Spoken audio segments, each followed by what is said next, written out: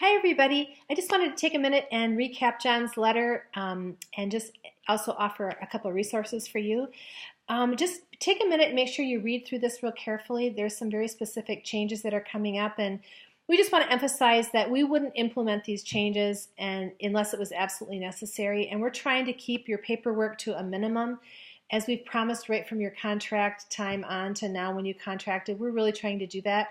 But due to the results of a recent audit we had and trying to stay on the top of this and staying really clean in our paperwork and history as nonprofits, we're going to have to move to this monthly financial reporting and receipting instead of quarterly.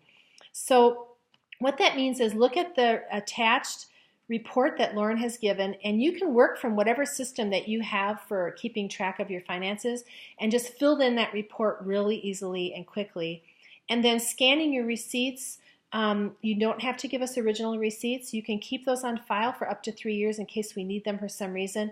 But we just need the report and the scanned receipts. And if you don't have receipts, be sure that you make a list of what those expenditures are, because we realize that sometimes that's different in countries where you can't get receipts. I try to get handwritten ones even if I have to, but sometimes you just have to list those, and that's just fine. We appreciate that help. So make sure you read over that real clearly as well in the letter. And then with regard to annual reports, that's a must for us as nonprofits, both in Canada and the US. We really need your reports. So your annual reports are non-negotiable as well. We really need that from you.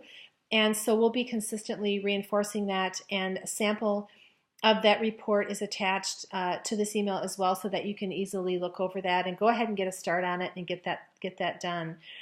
It'll be important that you notice that there's some new questions that will be on there in regard to your future year and your ministry plans as well.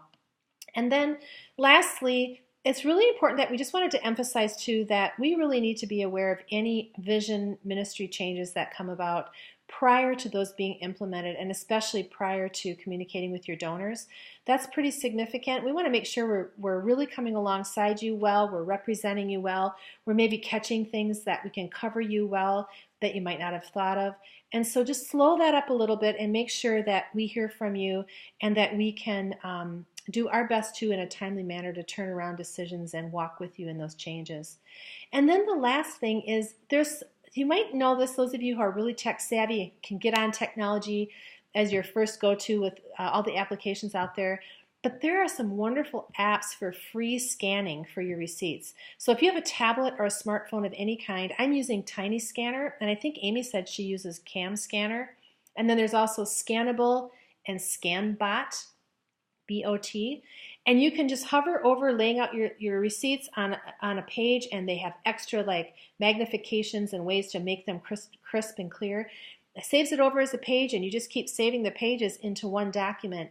And the great thing is it's all PDF, and that's really what we need. We can't use JPEGs, we need PDFs. So if you can send in this report with your PDFs, we no longer need those receipts. You hold on to the originals for 3 years, and we just need scans of them. That would be fantastic. Let us know if you have any questions.